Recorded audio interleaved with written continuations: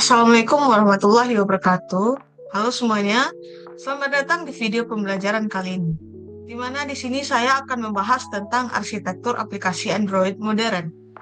Bagaimana cara membangun aplikasi Android yang tidak hanya menarik secara tampilan, tapi juga kuat dari sisi struktur, logika, dan pengelolaan datanya. Banyak orang mengira bahwa aplikasi yang baik itu cukup dengan tampilan yang menarik. Padahal di balik UI yang indah, terdapat fondasi penting berupa arsitektur aplikasi yang menentukan seberapa mudah aplikasi itu dipelihara, diuji, dan dikembangkan.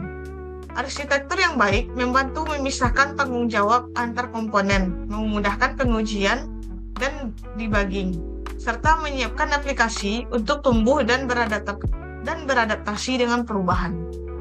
Nah, sekarang mari kita pahami tentang prinsip umum dalam arsitektur Android modern. Yang pertama ada pemisahan fokus. Kesalahan umum yang sering terjadi adalah menulis semua kode di dalam satu activity atau fragment, padahal kelas tersebut seharusnya hanya menangani logika UI dan interaksi dengan sistem operasi. Yang kedua itu terdapat tata letak adaptif. Aplikasi yang menerapkan tata letak adaptif dapat memberikan pengalaman pengguna yang optimal di berbagai ukuran layar dan perangkat. Yang ketiga itu menjalankan UI dari model data. Model data merepresentasikan informasi aplikasi dan tidak boleh bergantung pada elemen UI. Yang keempat, terdapat konsep single source of truth atau satu sumber terpercaya, di mana data hanya boleh dimiliki dan dikelola oleh satu komponen, lalu diekspos menggunakan tipe data yang tidak dapat diubah. Dan yang terakhir itu ada aliran data search atau unidirectional data flow, di mana pola ini menjaga konsistensi data, mengurangi error, serta memudahkan proses debugging. Nah, arsitektur yang direkomendasikan berdasarkan panduan resmi dari Google itu terdapat 3 lapisan utama. Yang pertama ada UI layer, domain layer, dan data layer. UI layer ini berinteraksi dengan domain layer langsung dengan data layer untuk menampilkan informasi kepada pengguna. Data layer bertugas menyediakan data dan logika bisnis aplikasi. Sementara itu, aliran data berjalan satu arah dari bawah ke atas, dari sumber data menuju domain dan UI, agar data tetap konsisten dan mudah dilacak. Oke, selanjutnya itu ada lapisan pertama itu ada UI layer. Lapisan ini berfungsi menampilkan data di layar dan menjadi titik utama interaksi pengguna.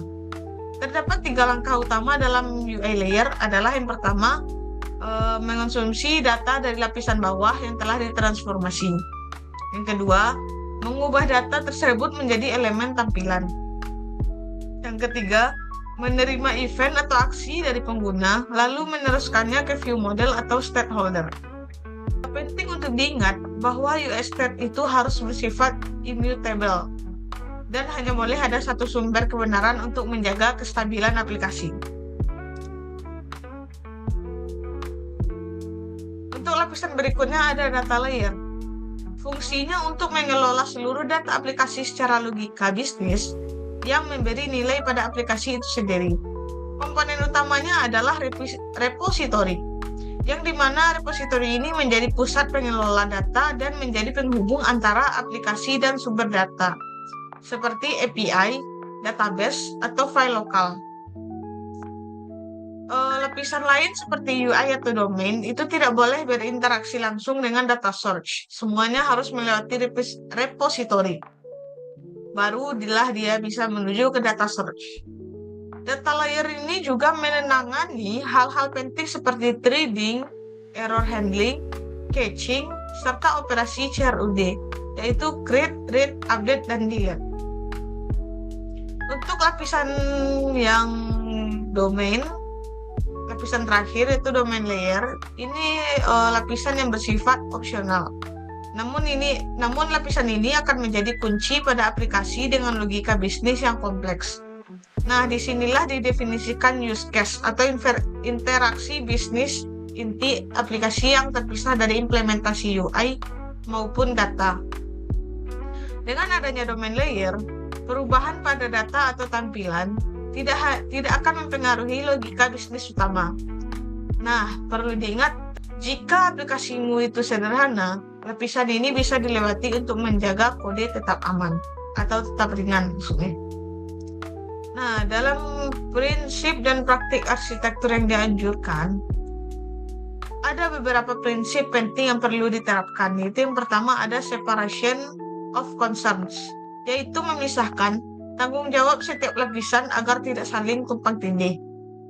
Yang kedua ada single source of truth, untuk memastikan data selalu konsisten. Yang ketiga ada dependency inversion, supaya lapisan atas tidak langsung bergantung pada implementasi di bawahnya. Beberapa praktik yang dianjurkan, yaitu yang pertama ada kalian bisa menggunakan view model sebagai stakeholder di UI layer. Yang kedua, memanfaatkan flow, state flow, atau live data untuk menampilkan data secara reaktif. Yang ketiga, hindari dependensi langsung antar lapisan. Yang keempat, terapkan modularisasi agar aplikasi lebih mudah dikembangkan dalam skala besar. Manfaat dari arsitektur ini, jika kita menerapkan arsitektur yang baik, maka manfaatnya itu yang pertama, aplikasi menjadi lebih andal dan mudah diperluas. Proses pengujian lebih sederhana karena setiap bagian memiliki tanggung jawab yang jelas. Bug lebih mudah dilacak dan diperbaiki secara sistematis. Nah, selain itu, arsitektur yang kuat juga berdampak langsung pada pengguna, di mana mereka akan mendapatkan pengalaman menggunakan aplikasi yang lebih stabil, lebih cepat, dan tentunya dengan fitur yang terus berkembang, karena tim pengembang bisa bekerja lebih efisien. Nah, sebagai penutup, arsitektur aplikasi bukan sekedar formalitas, melainkan fondasi utama untuk menciptakan aplikasi yang tahan lama, mudah diperluas, dan berkualitas. Dengan memisahkan lapisan UI, data, dan domain, kita bisa membangun codebase yang jelas, mudah diuji, serta siap menghadapi pengembangan di masa depan. Nah, mungkin hanya ini yang dapat saya jelaskan.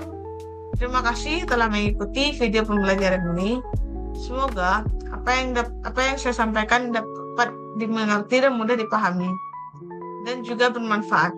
Sekian, terima kasih. Assalamualaikum warahmatullahi wabarakatuh.